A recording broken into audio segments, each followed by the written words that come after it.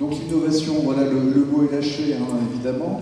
Elle prend des formes très variées dans l'agriculture. Il y a les objets connectés, il y a l'intelligence artificielle, Mario Charrière en parlait à l'instant, il y a les tracteurs autonomes, il y a les robots, on en parlera cet après-midi avec Jean-Pierre Chanet, donc de l'INRIA. Il y a aussi la mobilisation de la biodiversité, le biomimétisme, les nouveaux circuits de distribution, les logiciels évidemment. Enfin bref, c'est partout. Sous réserve que les territoires soient suffisamment connectés pour permettre l'ensemble de ces applications. Ça, on en parlera cet après-midi. Donc, Patrick Escure, au niveau de vos adhérents, c'est 3000 agriculteurs, 5000 dans le Cantal. Dans le département du Cantal, nous avons à peu près 4500 exploitations et aux élections aux chambres d'agriculture, ce sont 6500 chefs ou hommes ou femmes d'exploitation qui ont été appelés à voter. D'accord, donc 6500 professionnels de l'agriculture. Donc comment la question de l'innovation, elle vient sur le tapis, parce que les conseillers des chambres rencontrent régulièrement les agriculteurs. Comment on en vient à parler d'innovation et est-ce que l'innovation c'est forcément numérique? Mais non, pas forcément, mais aujourd'hui ça rentre dans les projets.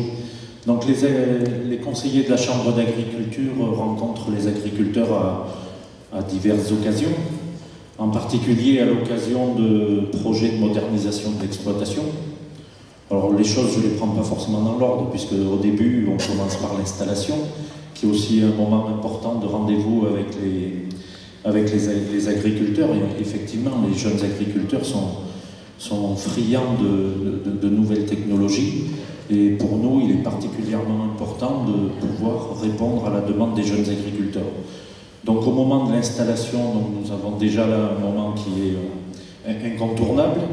C'est l'occasion aussi pour les jeunes agriculteurs de bâtir leur plan d'investissement, de voir ce qu'il y a besoin de moderniser dans l'exploitation. Et puis sur le côté du numérique, c'est certain qu'ils regardent ils connaissent un certain nombre de possibilités et bien sûr qu'ils sont demandeurs de pouvoir s'en servir. Après, dans toutes les phases de la vie de l'exploitation, il y a des projets de modernisation. Les projets de modernisation, ça passe souvent par les projets de bâtiments. Mais à cette occasion, il y a aussi toutes les questions qui sont posées. Les agriculteurs se posent aussi beaucoup de questions par rapport à leur temps de travail. Sur les exploitations, il y a énormément de choses à faire. Il y a de plus en plus il faut produire, il faut vendre, il y a énormément de choses à faire. Et beaucoup d'agriculteurs. Et la main-d'œuvre, par moment, devient de plus en plus rare. Donc là, ce sont des moments où les agriculteurs ont besoin d'être accompagnés. Et la question se pose par rapport, par exemple, au dossier de la traite. Est-ce qu'à ce moment-là, on fait appel à la robotisation? Ou est-ce que c'est l'appel à du salariat? Mais on sait tous aussi la difficulté de trouver de la main-d'œuvre. Donc c'est à l'occasion de toutes ces questions que nous examinons et qu'avec les agriculteurs, les choix sont faits. Et quand vous les conseillez donc sur un certain nombre de choix, parce que voilà, au quotidien, comme beaucoup d'entreprises finalement, les agriculteurs sont soumis à une forte pression d'offres commerciales. On leur dit prenez ça, ça va changer votre vie, vous allez avoir du temps libre, etc. Comment vous les aidez à interpréter ces offres commerciales pour leur dire bon bah non, ça marche, ça marche pas tellement, ça c'est fait pour toi, ça ne l'est pas. Mais disons que les agriculteurs sont confrontés à ces questions dans différents domaines. Il y a le domaine de la conduite de l'élevage, il y a le domaine de la conduite des parcelles, et il y a aussi la gestion. Donc il y a une partie des propositions qui viennent directement des partenaires de l'agriculture, que ce soit les CER, les coopératives, les chambres d'agriculture, et des partenaires aussi privés qui font des propositions. Il y a également, aujourd'hui, dans beaucoup de domaines, les agriculteurs vont être de plus en plus sollicités. Donc au milieu de tout cela, la question c'est de quoi l'agriculteur a-t-il vraiment besoin? Et puis en même temps, est-ce que l'investissement que l'agriculteur est prêt à faire, est-ce que ça vaut le coup? Parce qu'il faut aussi que l'agriculteur puisse assumer financièrement, mais on sait bien qu'aujourd'hui, avec les prix des produits, les marges sont quand même faibles. Donc on essaie de regarder avec l'agriculteur si l'investissement correspond à son besoin et si le coût sera amortissable. Après, l'agriculteur fait ses choix, mais nous voyons bien que de toute façon, l'agriculteur dans le département du Cantal investit beaucoup en modernisation et que de toute façon, les agriculteurs sont dans l'optique de préparer l'avenir et d'être toujours à la pointe du progrès. Merci Patrick Escure. On imagine que sur ces questions effectivement d'évaluation financière de l'innovation et de la modernisation, vous travaillez en binôme quelque part avec les experts comptables, parce qu'on est sur un raisonnement économique, c'est-à-dire que ce qui prime dans tous les cas, avant toute chose, c'est la performance de l'exploitation. Performance est entendue comme performance économique. Thierry Valette. Donc bonjour à toutes et à tous. Oui, effectivement, le CERFRANS travaille en partenariat avec la Chambre d'agriculture. Le CERFRANS travaille aussi en partenariat avec les différentes coopératives agricoles dans le département. Il ne faut pas perdre de vue que nous avons tous un devoir, c'est d'accompagner au mieux nos agriculteurs pour pouvoir être présents demain. On sait que le temps est difficile. Tout à l'heure, Patrick parlait des investissements pour préparer demain. Donc, quelque part, il y a le retour sur investissement, puisque c'est bien, il faut investir pour préparer demain, pour pouvoir être le mieux équipé pour affronter les défis de demain, puisqu'à un certain moment, le consommateur final nous demande beaucoup de choses, notamment de la traçabilité. Pour répondre à cette traçabilité, donc c'est plus du domaine technique, je suppose que Patrick y répondra tout à l'heure, mais nous, agriculteurs, puisque avec Patrick, on a la chance tous les deux d'être agriculteurs, donc voilà, on peut parler en tant qu'agriculteur aussi. On a besoin d'outils pour pouvoir répondre à ces attentes du consommateur. Ces outils ont un coût. Alors effectivement, nous, le CERFRANS, quelque part, il y a des préconisations techniques qui sont faites donc, par les coopératives, par la Chambre d'agriculture.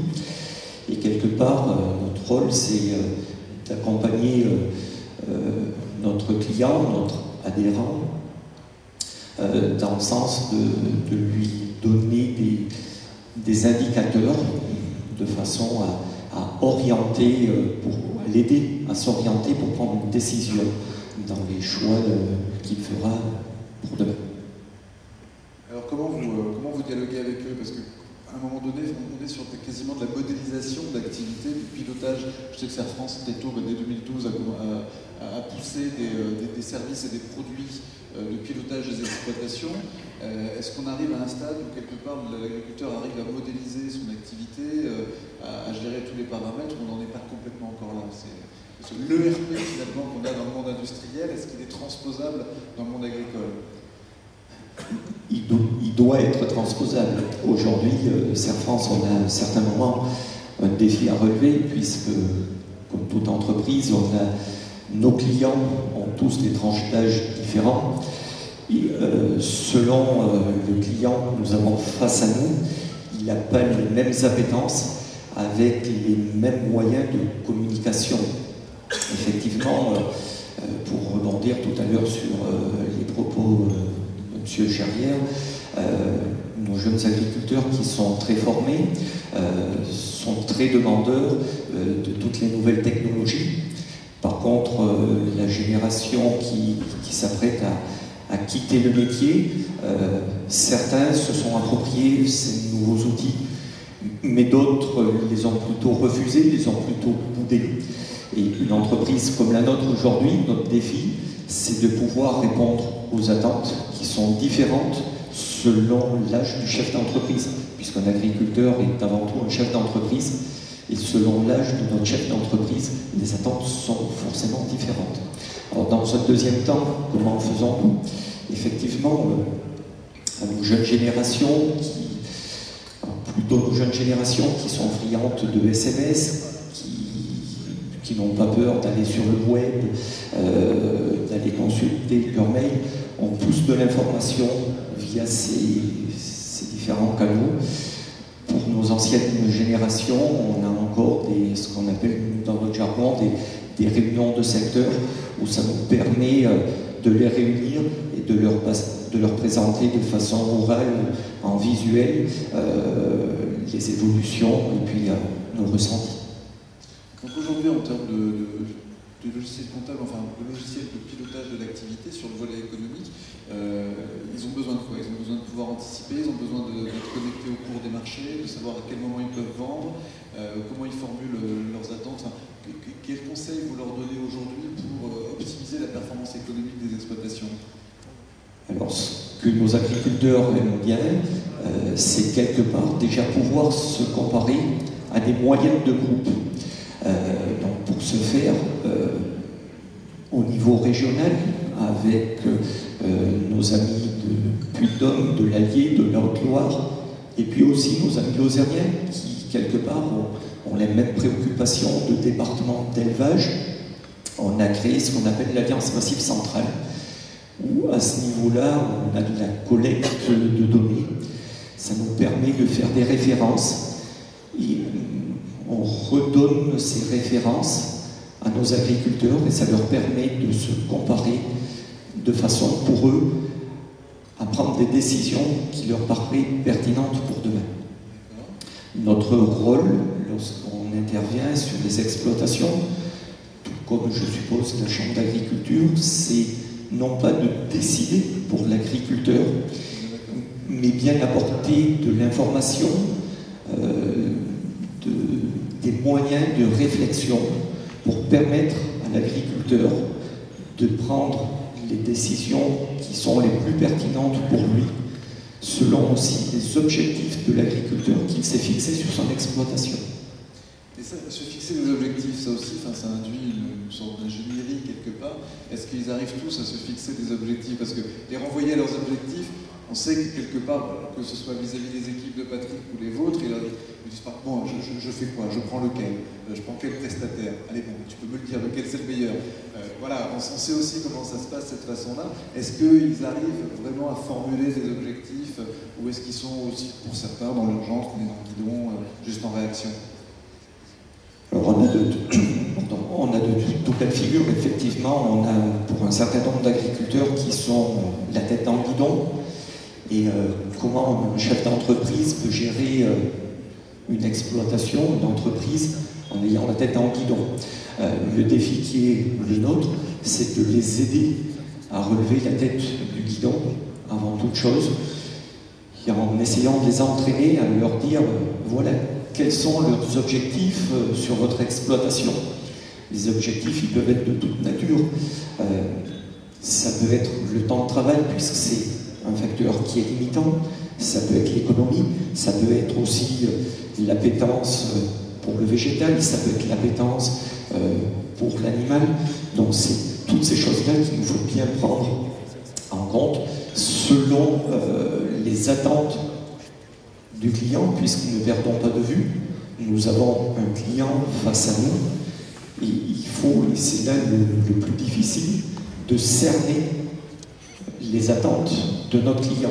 Et il faut amener notre client à s'exprimer, à verbaliser quelles sont ses attentes, de façon à l'aider à pouvoir prendre des décisions qui soient pertinentes pour demain.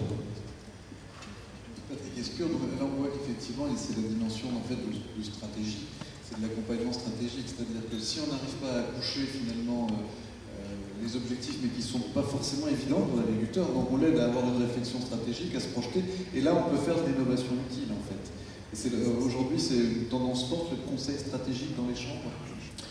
Oui, aujourd'hui c'est une tendance forte et qui est nécessaire pour le monde agricole, puisqu'il faut aujourd'hui, dans énormément de domaines, revoir sa stratégie, ou en tout cas se poser la question, est-ce que je suis dans une bonne stratégie?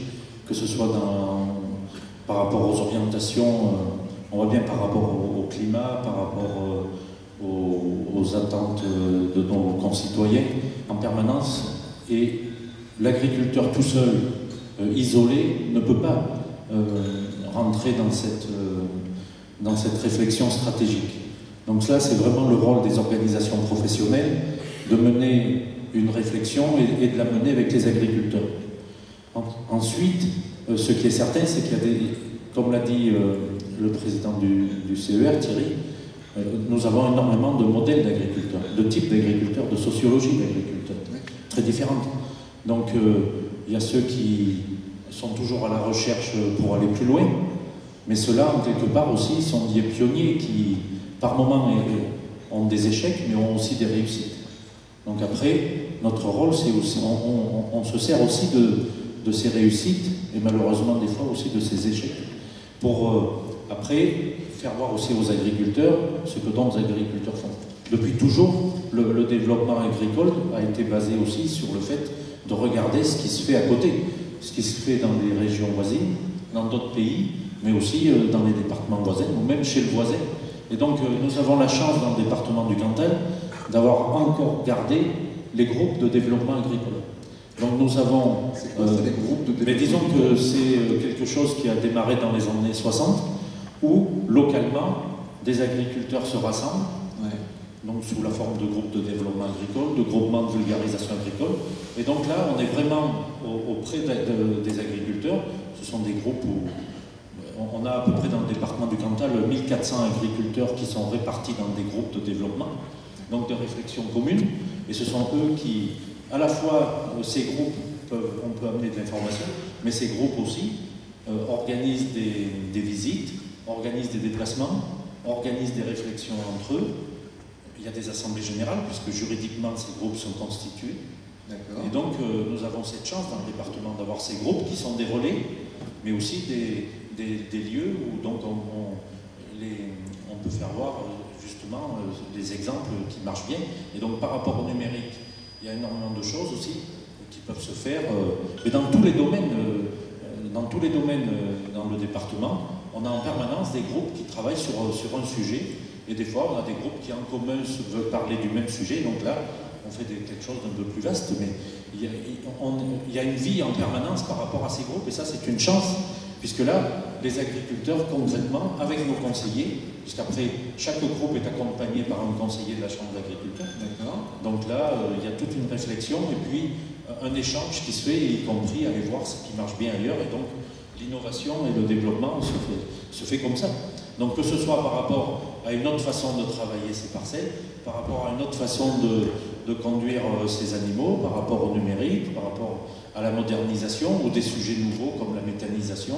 Et chaque fois qu'il y a un sujet nouveau, par ce moyen-là, on amène nos groupes de développement à en parler, s'ils ont besoin à aller voir. Ensuite, ils reviennent et là, on fait des réunions où on réunit encore plus d'agriculteurs. Si un agriculteur est allé dans une action et l'a concrétisé sur son exploitation, on fait des visites d'exploitation. Maintenant, on reçoit même des SMS en disant il y a un agriculteur sur les parcelles et il y a une nouvelle action pour éviter de mettre des désherbants et donc du binage.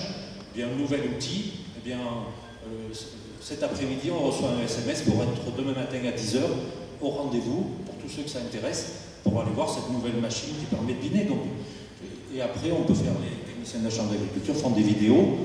Et donc, ces vidéos, elles sont sur les outils aujourd'hui. Donc, il y a énormément de choses aujourd'hui qui sont possibles de faire et que nous essayons de faire pour essayer de faire évoluer l'agriculture et essayer de faire évoluer tous nos agriculteurs.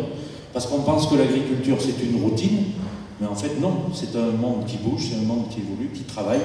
Et des fois, on nous fait le reproche qu'on ne veut rien changer, mais au contraire. En permanence, on est en train d'évoluer. On fait des investissements qui sont colossaux parce qu'on cherche à évoluer dans l'intérêt du pays et dans l'intérêt de nos concitoyens. Merci Patrick Escure. Donc c'est une vraie mine d'or, effectivement, ces groupes de développement agricole. C'est vrai que voilà, s'il existe des synthèses partageables de ces travaux, parler de vidéos, etc., il faudra qu'on puisse les relayer sur le site du Smart Agri Forum, parce que pour l'instant, il y a un bénéfice qui est clair pour les membres de chaque groupe, mais je pense qu'il y a une mine d'informations. Après, on les met sur on les met sur les relais sociaux qu'il y a aujourd'hui. Donc c'est vrai que... Mais on reçoit aussi ce qui se fait partout ailleurs. Donc, mais par contre, le problème, c'est qu'un agriculteur ne peut pas passer la totalité de ses journées et de ses nuits à regarder ce qui se fait ailleurs. Mais il n'empêche qu'aujourd'hui, il y a une capacité à aller chercher des informations qui est phénoménale. Merci Patrick Esquivel. François Morales, autre acteur de proximité auprès des agriculteurs, après les experts comptables, ce sont les assureurs. Vous êtes responsable du pôle métier agricole chez Groupe Amadoc. Et Groupe Amadoc, la question de l'innovation, comment elle arrive sur la table dans les entretiens que vous avez avec les agriculteurs? Alors, bonjour à tous. Donc, pour nous, l'innovation elle est à différents niveaux. Donc, tout d'abord, on a l'expérience client, nos sociétaires. Donc, c'est de pouvoir leur faciliter la vie au quotidien, autant dans la souscription de nouveaux contrats, la réalisation de devis, la déclaration de sinistres, l'envoi de pièces pour des règlements. Voilà, ça c'est un des premiers besoins qu'il faut qu'on travaille au quotidien pour faciliter la vie de nos sociétaires. Là, vous digitalisez votre propre métier. On digitalise pour que la réponse soit toujours plus rapide. Tout à fait. Donc là, c'est apporter de l'autonomie parce que nos sociétaires ont évolué, comme on l'a dit tout à l'heure. On a différentes générations aujourd'hui qui est sur le métier, avec des besoins, des souhaits différents. Donc il faut pouvoir répondre à toutes ces personnes-là. Ensuite, au niveau de Groupama, nous avons un réseau d'élus. Donc on a 8000 élus sur la caisse régionale. On a des commissions, on a des représentants d'élus et on travaille en collaboration avec eux, main dans la main, et à travers ces différents échanges qu'on peut avoir, on a des remontées sur les nouveaux besoins qui pourraient émerger, des besoins de nouvelles garanties, des besoins de nouveaux services. Et donc là, on peut faire de l'innovation au jour le jour. Et l'innovation n'est pas forcément que numérique ou digital.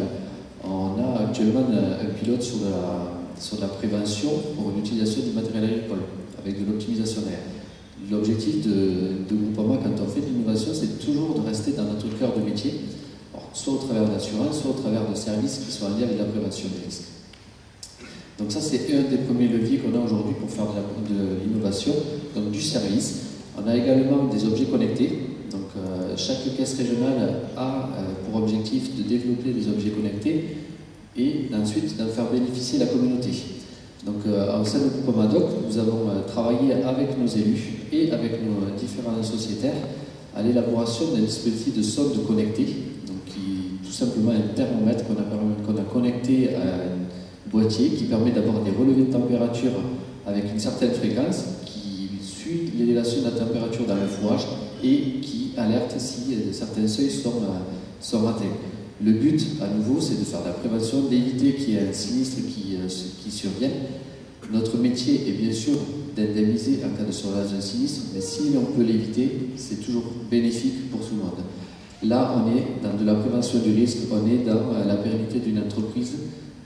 Se remettre d'un gros sinistre, c'est jamais évident, surtout dans le secteur d'élevage, puisqu'il faut reconstituer un cheptel, il faut remettre en place des bâtiments. C'est toujours long et ça peut être difficile.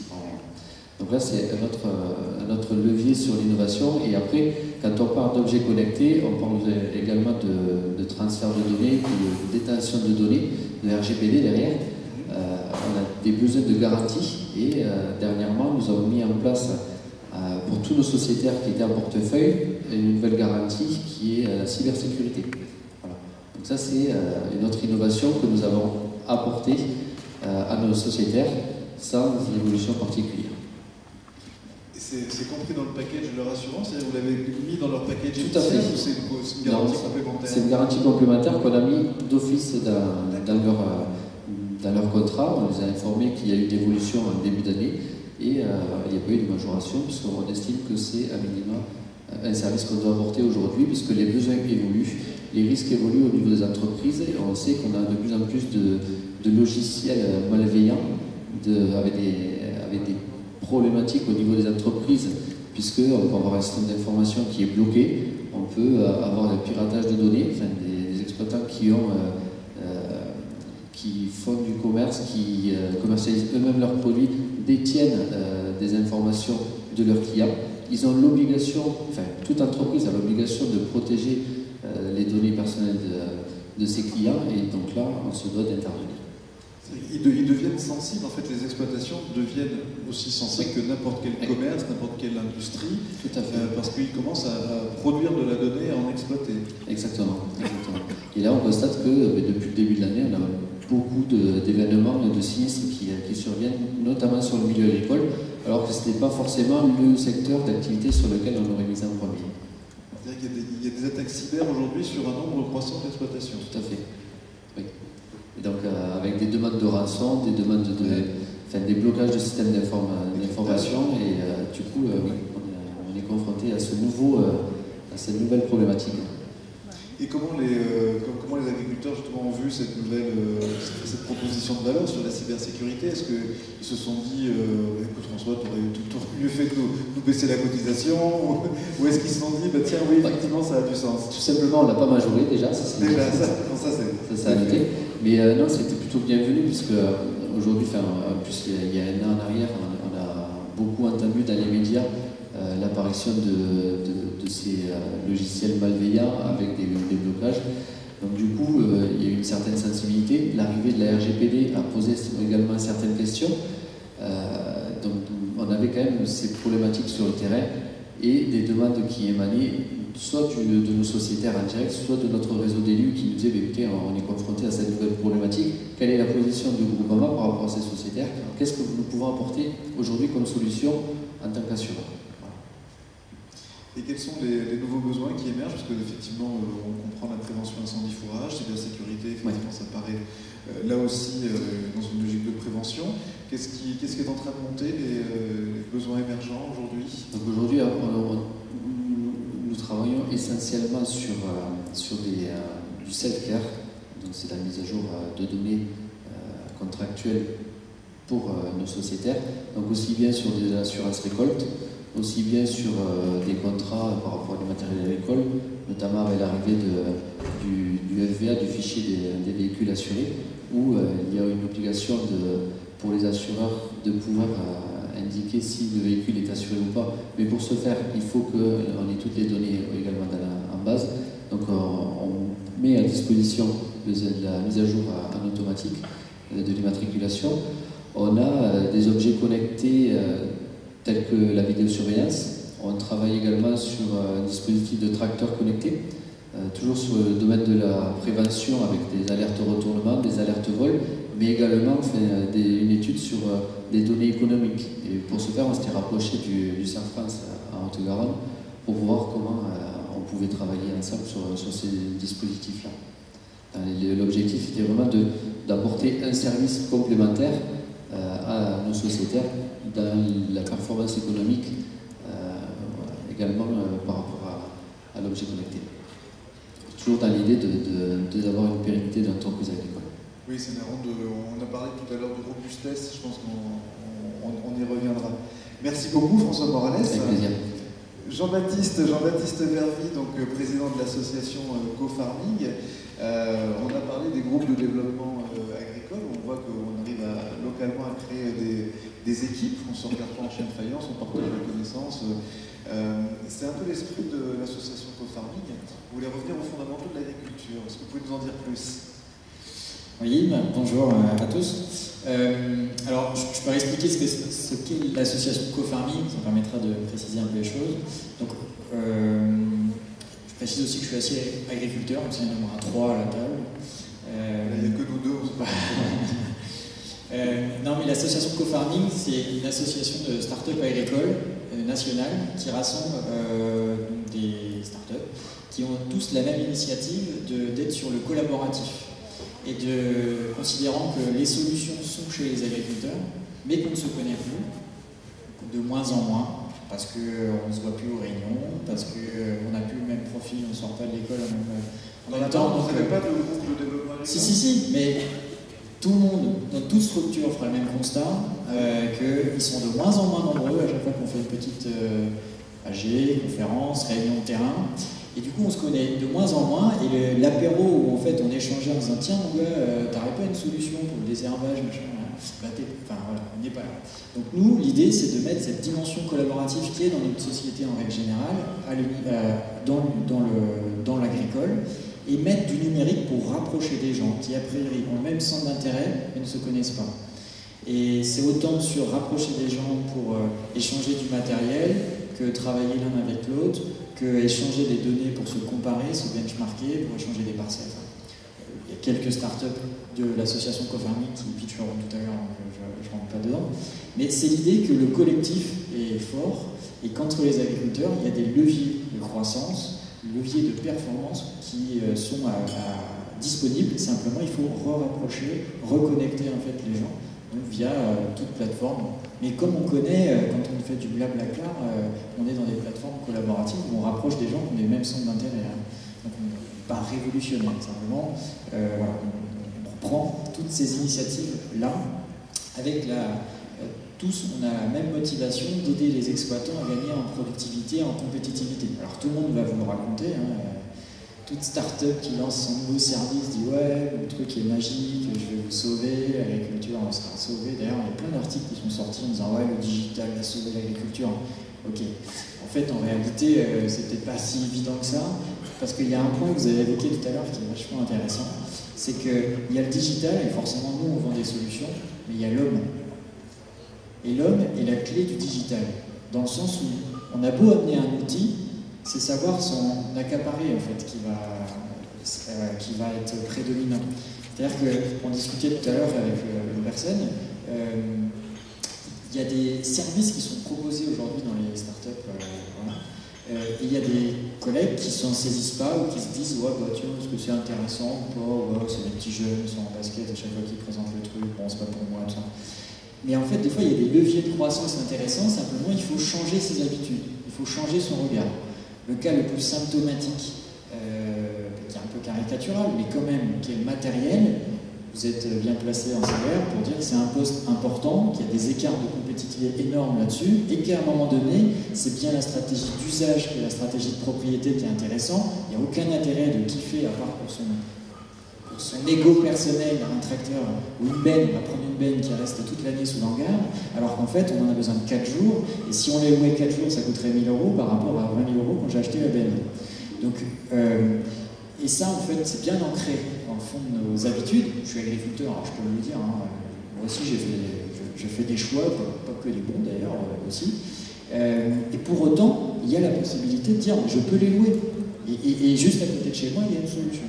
Par contre, ça pourrait amener de la compétitivité chez moi. Donc ça, c'est un exemple, mais il y en a plein des exemples où on peut penser un peu différemment en s'appuyant sur le numérique pour gagner en performance. Simplement, c'est les hommes en fait c'est bouger les habitudes en fait, bouger les idées préconçues qui sont importantes. Je présentais juste, alors comme il n'est pas là, je peux le vendre, Agricoli par exemple. Agricoli, c'est une des startups qui est dans le co-farming.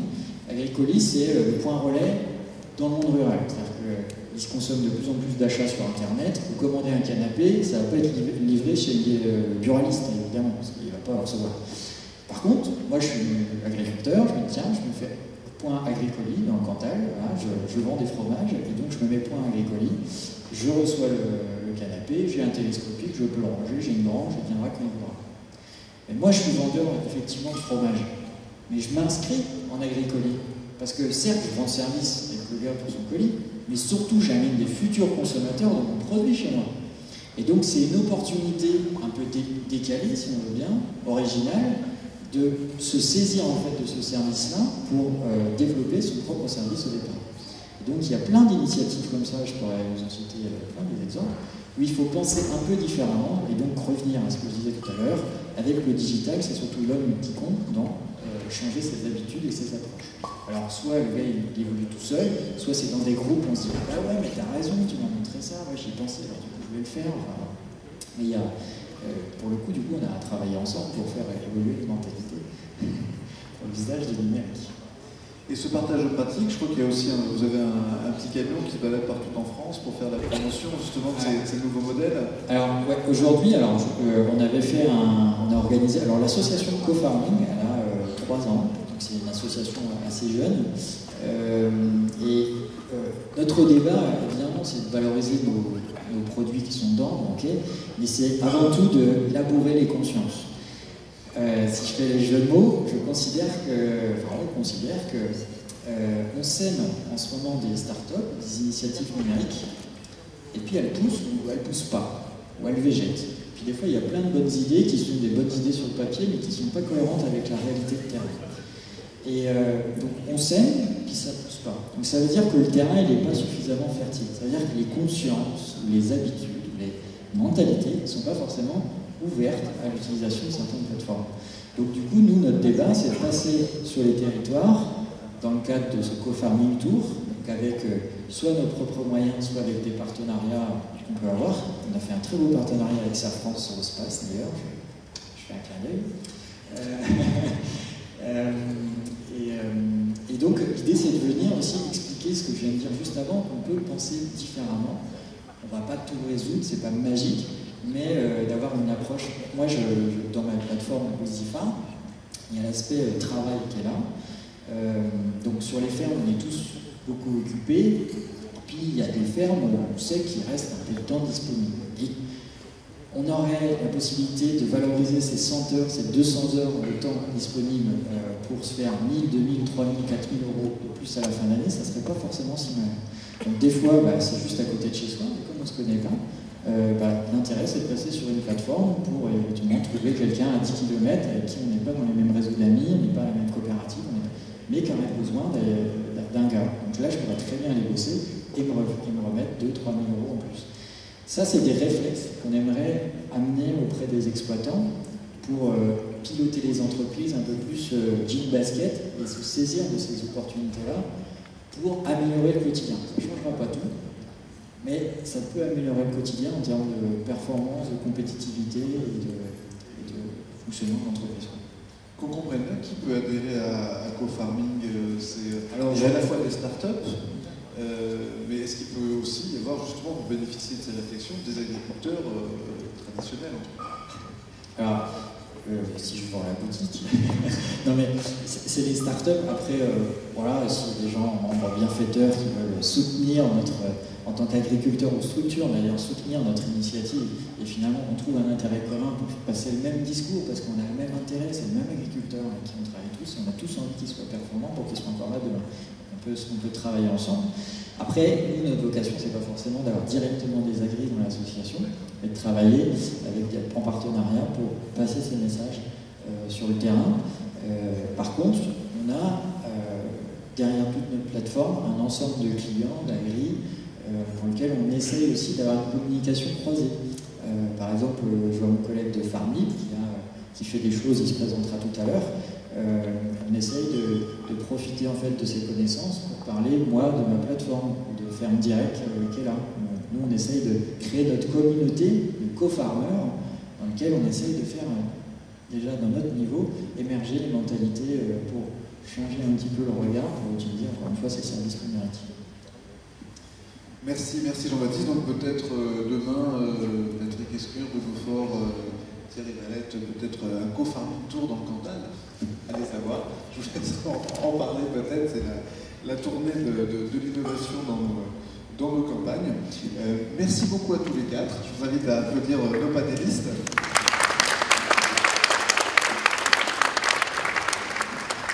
On a vu avec vous quelle forme prenait la question d'innovation dans le dialogue que vous avez quotidiennement avec les agriculteurs.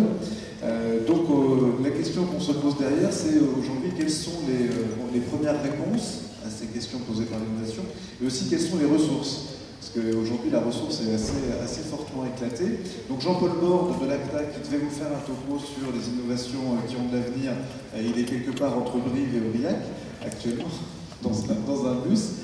Donc s'il arrive suffisamment tôt, on lui fera une fenêtre de tir. Mais sinon, vous aurez sa production, sa présentation par mail dans les slides. Et donc on va aborder cette question des ressources et des solutions avec Dominique Fayel, membre du bureau de la FNSEA et agriculteur dans l'Aveyron, qui nous fait le plaisir et l'honneur d'être avec nous. Jean-Pierre Tête, qui est vice-président délégué à l'agriculture, à la viticulture et aux produits du terroir au Conseil régional de Vermont-Alpes, et Bruno Faure, président du Conseil départemental du Cantal. Sous vos applaudissements.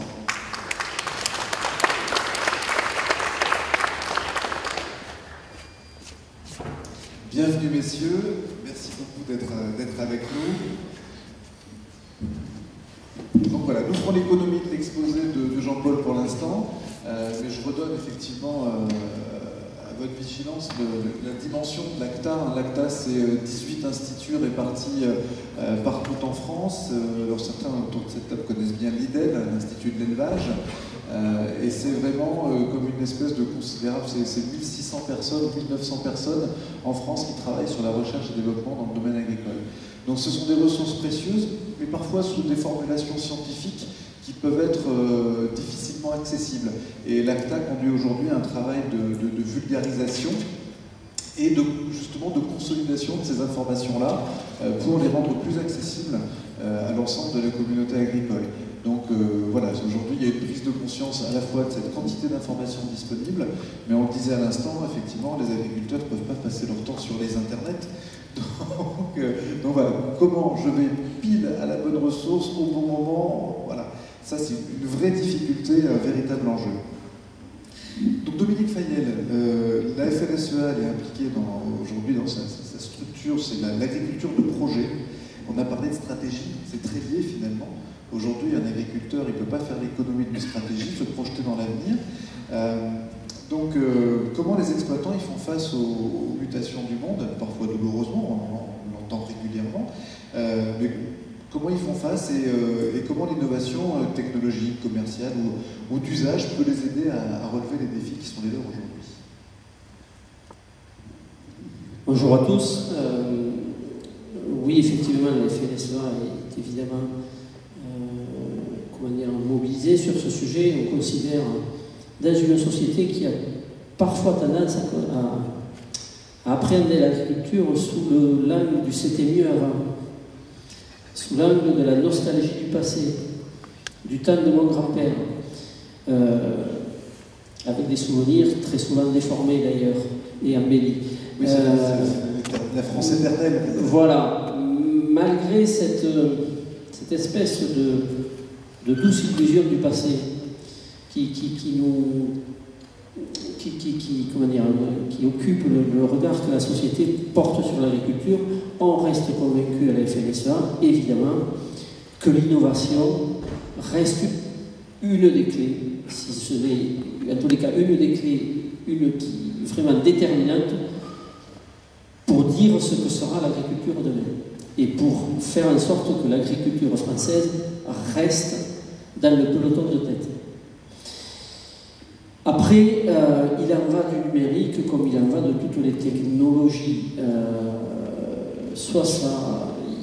Il y a un risque qui est celui de l'approcher seulement sous l'angle du gadget.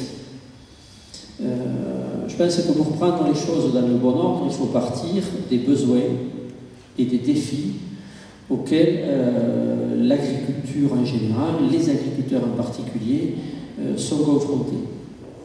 On est confronté à quoi? Vous venez juste de le dire, on est de plus en plus dans un marché ouvert à l'échelle mondiale.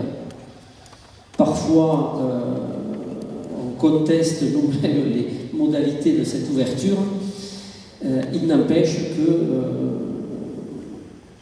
cette ouverture-là est effective et de plus en plus importante. On est dans un marché unique qui s'appelle l'Europe, et ce depuis désormais plusieurs décennies, et on a affaire, et ça c'est peut-être plus récent, de nouvelles attentes de la société.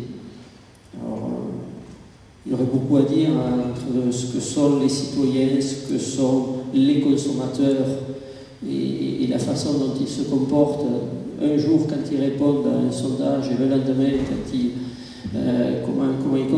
comment ils concrétisent ça par l'acte d'achat, mais il n'empêche qu'il y a 500 millions de citoyens en Europe qui sont de fait 500 millions de consommateurs. Ils veulent savoir comment c'est produit, ils veulent savoir d'où ça vient, ils veulent que le bien-être animal soit de plus en plus pris en compte. On a vu récemment tous les débats autour des pesticides, des antibiotiques, de la chimie de manière plus générale dans nos productions. Et puis il y a évidemment l'enjeu qui est désormais numéro un dans les agendas à la fois locaux et internationaux, celui du climat et du CO2. Et il y a peut-être un autre facteur qu'il faut prendre en compte, mais ce coup-ci du côté des exploitants, c'est que la nouvelle génération d'agriculteurs ne veut plus passer une existence dédiée exclusivement à la ferme. Les nouveaux agriculteurs, ils veulent avoir une vie sociale, ils veulent avoir la vie de monsieur tout le monde.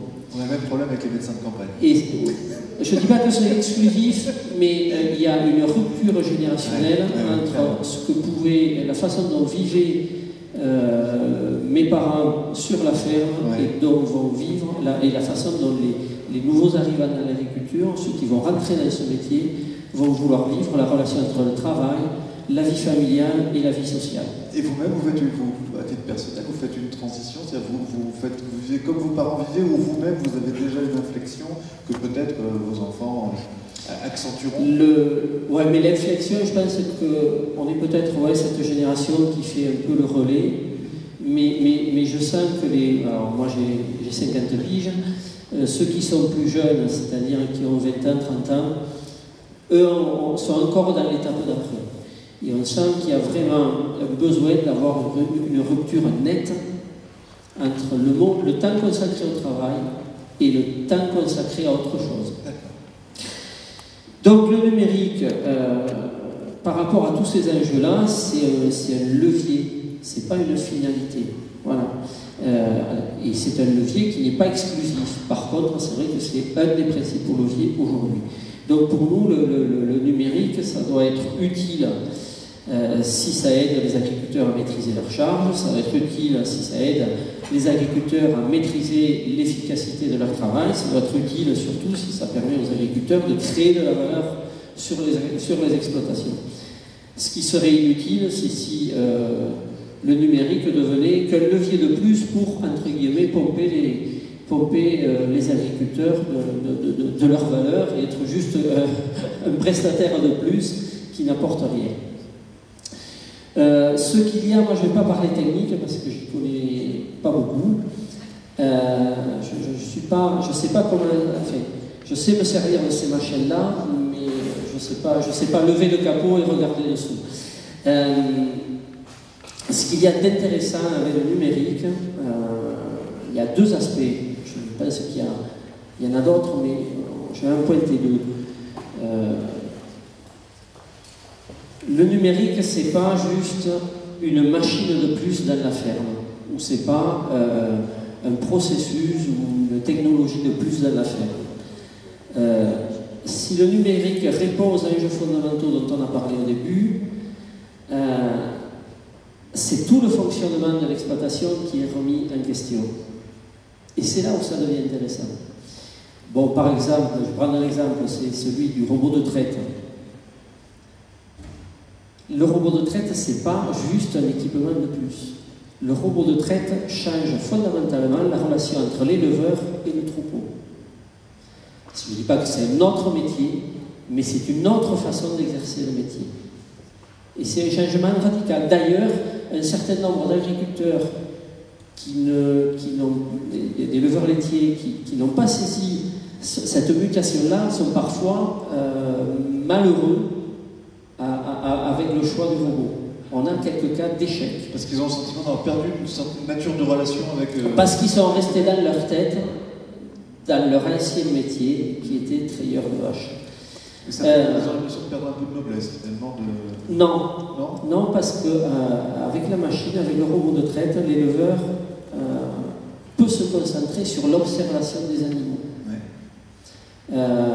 sur l'appréciation fine de la performance de chaque animal.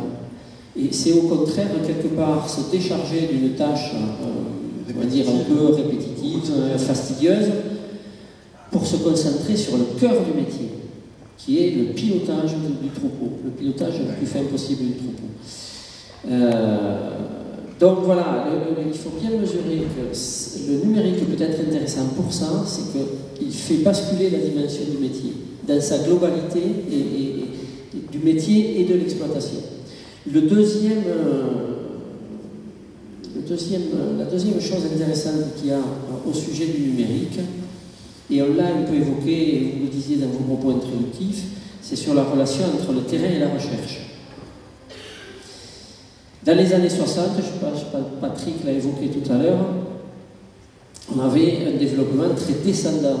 On a créé des instituts de recherche et qui ont diffusé vers le bas la connaissance jusque dans les cours de ferme. Le numérique, c'est pas ça. Ce qui se passe autour du numérique, ça n'est pas ça. Il y a une véritable respiration entre le terrain et le haut. Alors le haut, ça peut être des institutions, des organisations, des organismes techniques de recherche ou comment on disait ça, de vulgarisation, chercher le mot. Parfois, il arrive que les idées émergent du terrain et que les instituts de recherche doivent s'en inspirer justement pour bâtir de nouveaux modèles et pour ensuite proposer aux agriculteurs. Il y a quelque chose de très interactif justement dans tout ce qui se passe autour du numérique. Il n'y a plus de hiérarchie et c'est quelque part celui ou ceux, parce qu'en général c'est collectif, qui ont des bonnes idées, qui peuvent parvenir finalement à passer devant, et quelquefois c'est les structures de recherche qui captent ces innovations pour leur donner ensuite un peu plus de, comment dire, un peu plus d'assises pour pouvoir les diffuser au plus grand nombre ensuite. Donc moi, juste en conclusion, en tous les cas, un premier niveau de conclusion, je dirais que la technologie n'est pas une fin en soi, c'est son utilité d'abord qui doit être au centre de cet enjeu. Et puis, il y a un autre aspect aussi qui est lié à l'évolution de l'agriculture actuelle, et Patrick Escure en a dit deux mots tout à l'heure aussi, c'est la diversité des modèles. On assiste à une Big Bang du type d'exploitation. Il y a une divergence très grande.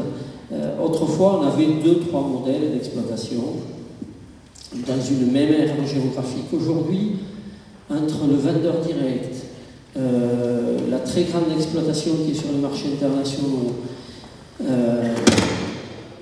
il y a une multitude de circuits commerciaux, il y a une multitude de technologies, de techniques de production, de conduite de troupeaux ou de systèmes agronomiques qui fait que la relation à la technique et à la diffusion de la technique doit être très réactive et presque du sur-mesure. On ne peut plus faire ce qu'on a fait justement dans les années 60, c'est-à-dire le conseil standard pour tout le monde. Et pour les chambres d'agriculture en particulier, c'est vrai, et d'autres organisations, c'est un défi. Parce qu'on ne peut plus vendre le même conseil à tout le monde. Il faut faire du sur-mesure. C'est plus du prêt-à-porter, c'est du... C'est du tailor-made, c'est du voilà, sur-mesure. C'est du sur-mesure. Et peut-être un dernier point, un dernier enjeu sur lequel je voudrais insister un peu, c'est la question des bases de données et de l'enjeu autour des données. Alors nous, au niveau de la FNSA, on a pris une petite initiative qui s'appelle Data Agri et qui est une charte dans laquelle des prestataires de services, des entreprises du secteur prennent des engagements pour valoriser et sécuriser les données des exploitants agricoles.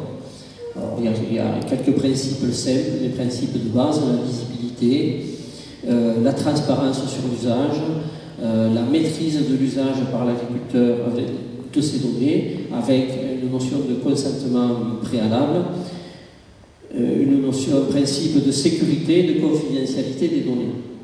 Mais ça, alors ça s'appelle Data Agri. Bon, voilà, c'est un outil que nous on met à disposition des exploitants qui l'utiliseront ou qui ne l'utiliseront pas, c'est eux qui choisissent. Ça, c'est ce qu'on peut faire à notre petite échelle. Voilà, c'est ce qu'on a pu faire à notre échelle. Mais il faut avoir conscience que les enjeux autour des données sont beaucoup plus fondamentaux que ça. Et c'est beaucoup plus global. Et je citerai juste, pour conclure, que des exemples autour des géants de l'agriculture, que ce soit les grands pays producteurs, quand je dis des géants, les firmes, les intervenants qu'il peut y avoir autour de l'agriculture et de l'agroalimentaire, mais des pays comme la Chine, comme les USA, comme la Russie, comme l'Inde, pour ces pays-là, il y a des enjeux considérables et qui sont d'ordre géopolitique et stratégique. En Europe, on a un peu oublié ça. En Europe, parce que certainement les magasins sont trop pleins depuis 70 ans. On a oublié qu'il y avait un vrai enjeu stratégique autour de l'alimentation, et on est un peu naïf en Europe d'ailleurs, sur l'approche agricole, parce qu'on l'aborde seulement sous l'angle sociétal. Mais les pays que je viens de citer, eux, sont conscients des enjeux stratégiques, et la bataille des données sera un des éléments clés de la bataille stratégique à venir autour des enjeux agricoles mondiaux. Merci Dominique Fayel. Effectivement, la question de la souveraineté est cachée derrière la question des données. Donc c'est plaisant de voir que la FNSEA est déjà sur ce chantier, et qui est un chantier considérable. Jean-Pierre Tête, côté région, aujourd'hui c'est 52 millions d'euros d'aide pour aider les exploitations à augmenter leur compétitivité, leur valeur ajoutée. Quelques chiffres, l'agriculture en Auvergne-Rhône-Alpes, c'est 3 millions d'hectares, 63 000 fermes, 116 000 emplois. Comment vous vous accompagnez, sachant que la région a par ailleurs une vraie ambition sur le numérique, comment vous faites converger justement ce travail innovation, numérique, agriculture aujourd'hui? Bonjour à toutes et à tous. Permettez-moi de saluer Bruno, notre hôte, très heureux d'être à ses côtés. Ça fait partie d'ailleurs président de conseil départemental qui sont très investis sur l'agriculture. Je ne dis pas parce qu'il est à mes côtés, mais ce n'est pas le cas de tous les départements. Donc je suis très heureux d'être à ses côtés. Et puis saluer ma collègue Angélique Brugeron, qui est aussi très présente pour défendre le monde agricole dans le Cantal. Alors, vous savez, au niveau d'une collectivité, parce que moi je suis là en tant que vice-président en charge de l'agriculture, du président Laurent Rouquier, pour une collectivité, soutenir l'innovation, vous avez deux façons de soutenir l'innovation. La première, elle est financière. Lorsqu'on construit des plans, et je voulais saluer le travail qu'a fait Patrick, on construit 17 plans filières dans cette grande région Auvergne-Rhône-Alpes, avec les acteurs, avec les présidents de chambre, avec les interprofessions. Et on doit tout simplement parler, les écouter, parce que c'est eux les professionnels, hein. Nous ne sommes qu'élus, entre guillemets, et notre travail, c'est de les soutenir financièrement. Donc il faut qu'on soit en capacité, vous l'avez dit dans votre introduction, de mettre un budget en face de l'enjeu agricole conséquent. Il y a 3 ans, le budget d'Auvergne-Rhône-Alpes était de 36 millions d'euros lorsque le président Wauquiez est arrivé à la tête de cette région. Aujourd'hui, il est de 100 millions d'euros. C'est-à-dire qu'on a le plus gros budget de France en défense de l'agriculture. Et tout à l'heure, le représentant de Serre France le disait très bien, avant tout dans l'innovation et dans l'agriculture, il faut faire des investissements.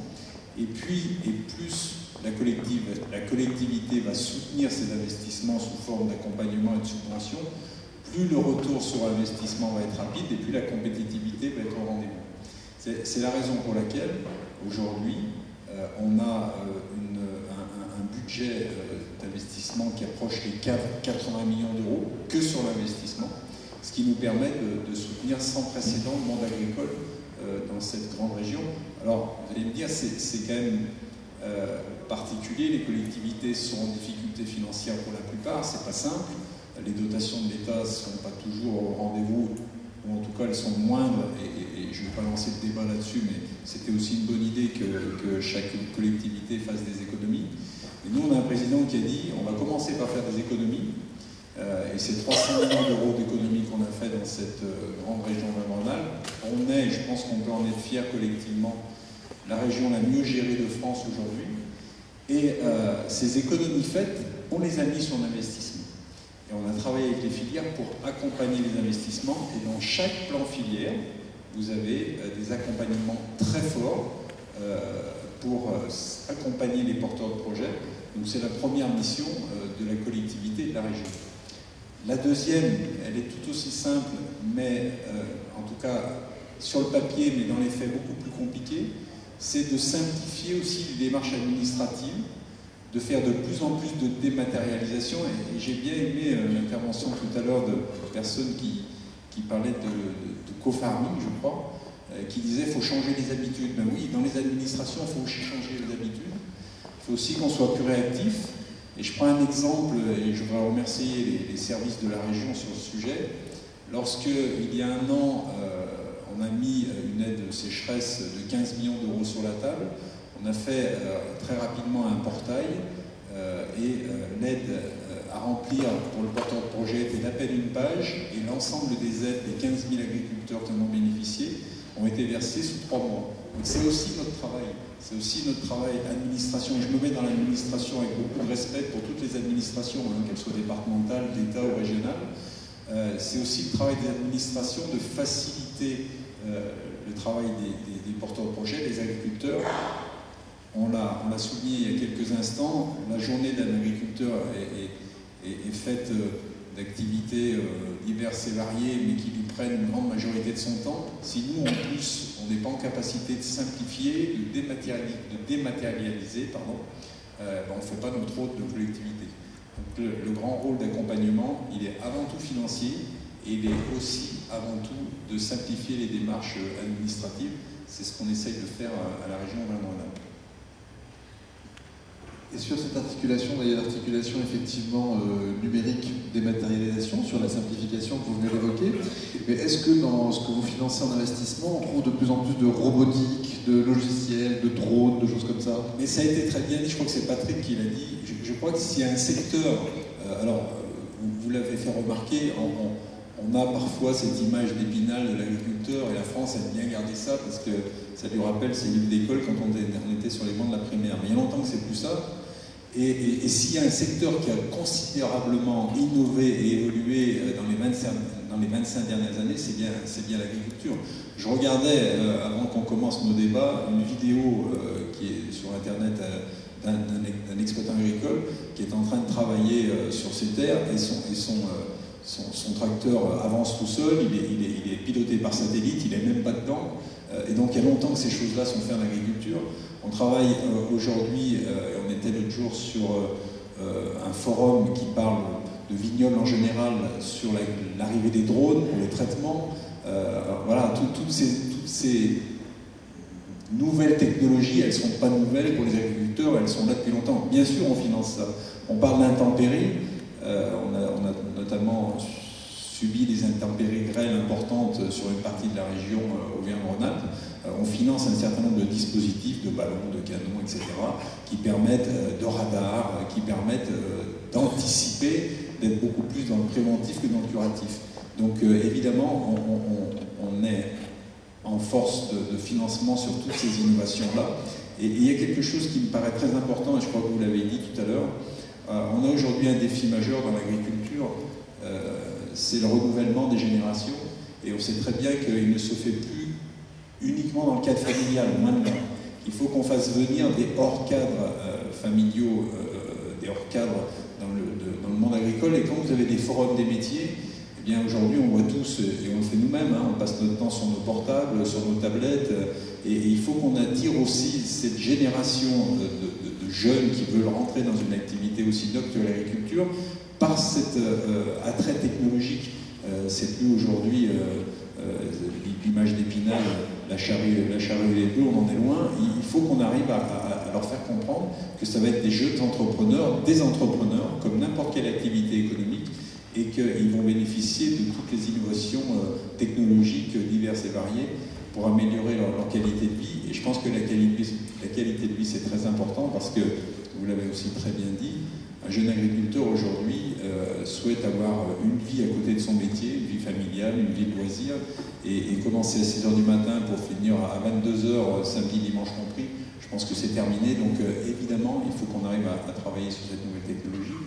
Le rôle de la région, c'est de les accompagner. On est aujourd'hui, je le redis parce que c'est aussi une fierté, la région en France qui accompagne le mieux le monde agricole par les moyens financiers qu'on a mis. Je suis, pour rien vous cacher, en travail de procédure budgétaire aujourd'hui avec le président Wauquiez, et je l'ai encore tiré sur la manche hier pour qu'il augmente mon budget agricole. Ça va pas déplaire à Patrick parce que c'est un de mes plus gros consommateurs dans le Cantal. Merci Monsieur le Vice-président.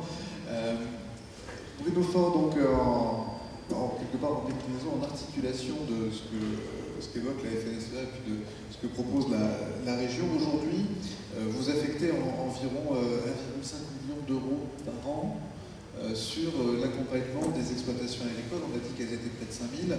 En matière de modernisation et d'innovation, ça porte sur quoi, AgroSmile?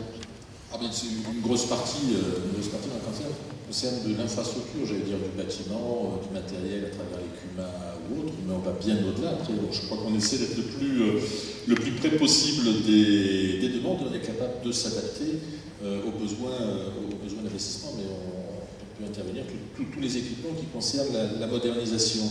Et je crois que ce qu'on arrive à faire, c'est le travail complémentaire que l'on fait avec la région. Je crois que ça, c'est important d'être proche, parce que vous vous souvenez que Jean-Pierre est souvent dans le département aussi, et ça permet d'avoir une proximité et de pouvoir adapter nos systèmes d'intervention.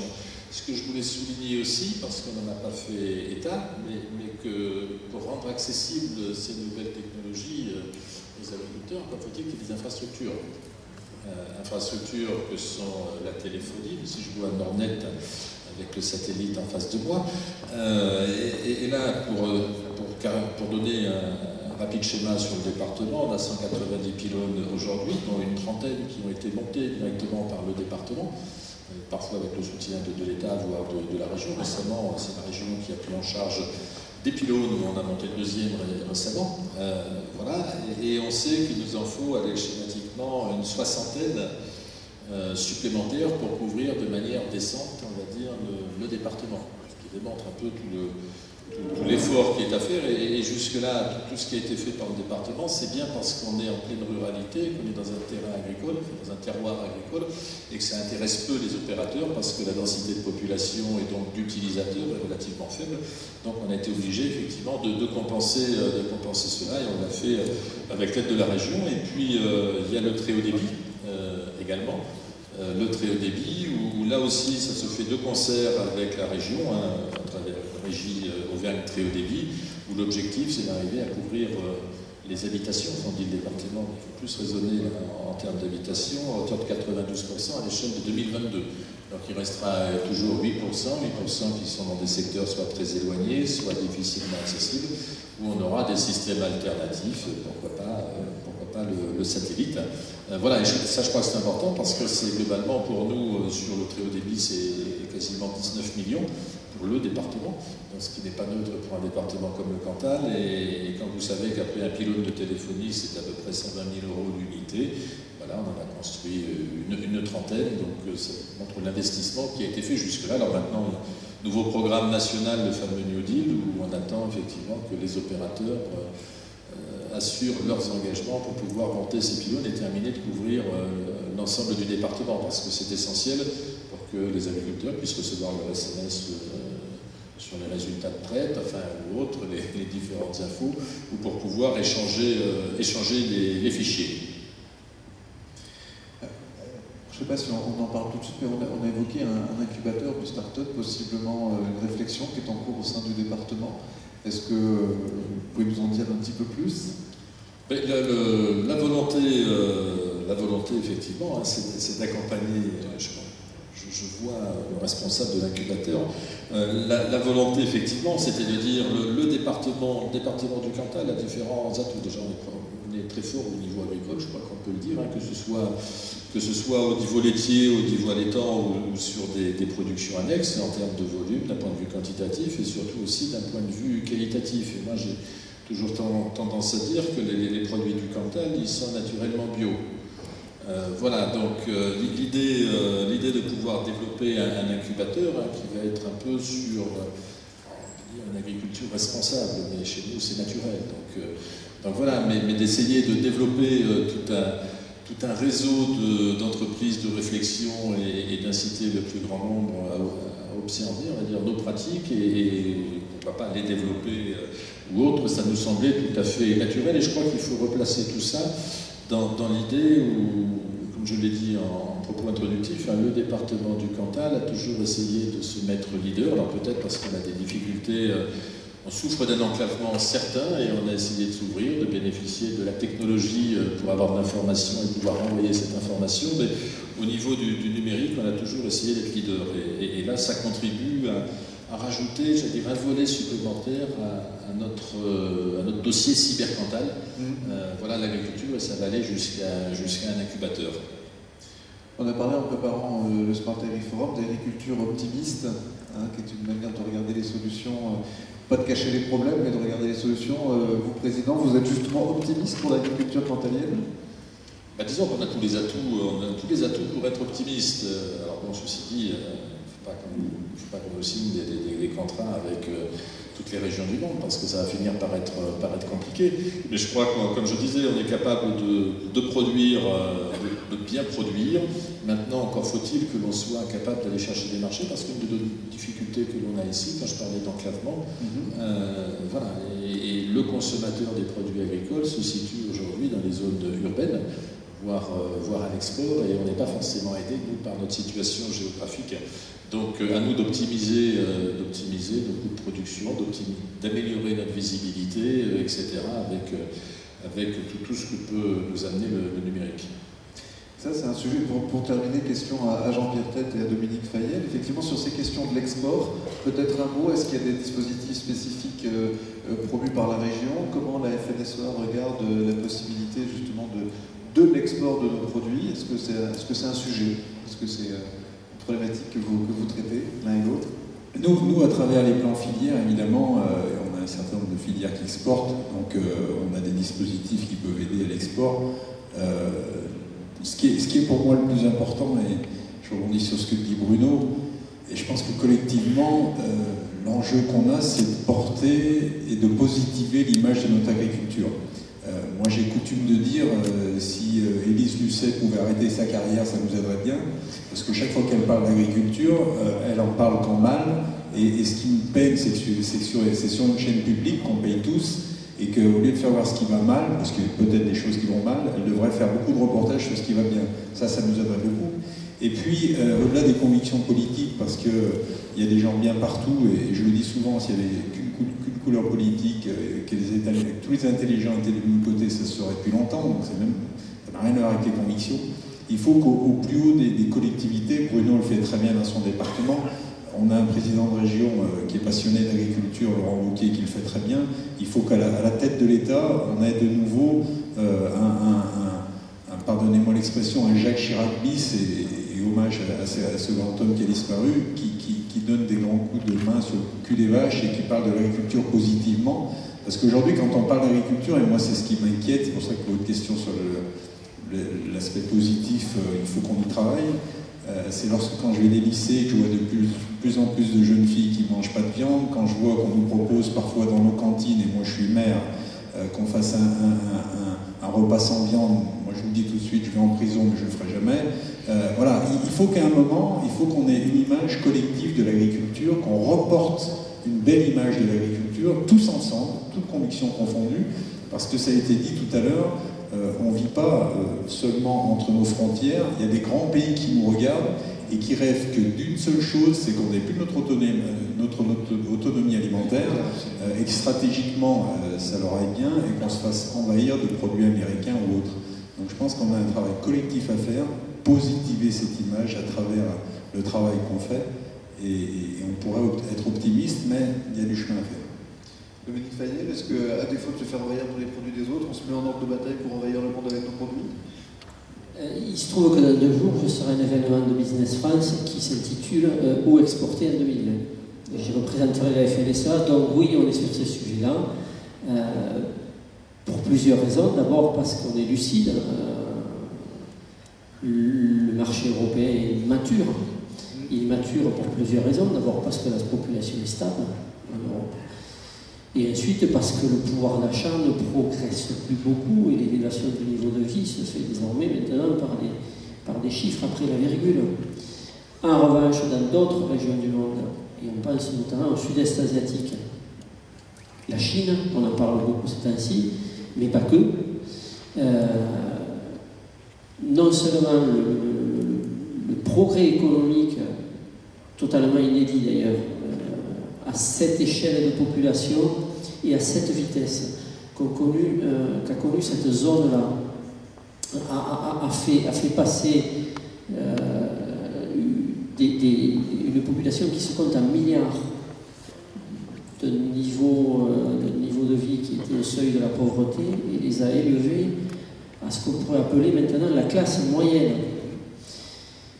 Et lorsqu'on a sans parler de ceux qui sont passés de la classe moyenne mais qui ne représentent pas beaucoup en nombre, mais enfin, qui sont quand même un peu prescripteurs aussi en termes de consommation.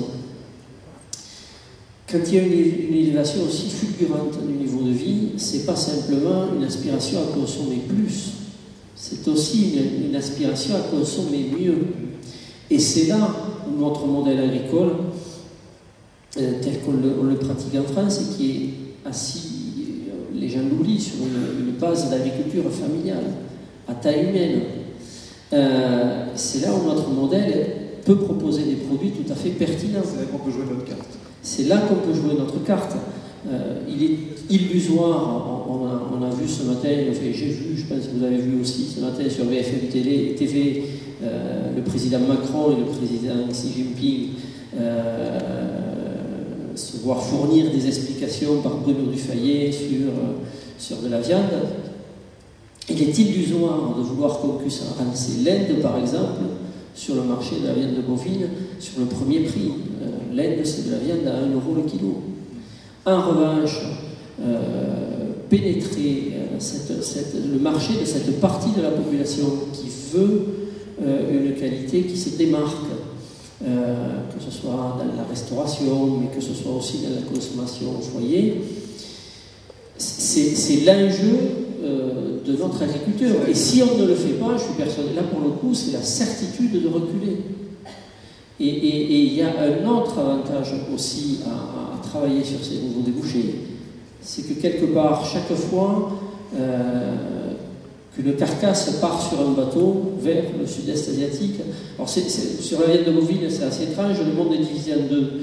À l'est, à l'ouest, Amérique du Nord et du Sud, on a des intérêts défensifs, et à l'ouest, à l'est, on a des intérêts offensifs.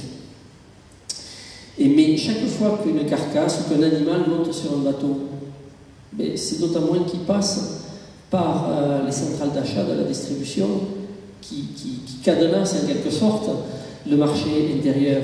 Donc, même du point de vue du marché intérieur, ça aide le producteur et les opérateurs, les acteurs économiques à reprendre du poids et à générer de la valeur ajoutée. Et à retrouver de la valeur ajoutée par rapport à la distribution. Merci beaucoup. Je vous invite à applaudir Bruno Faure, Jean-Pierre Cotte et Émilie Dufayet.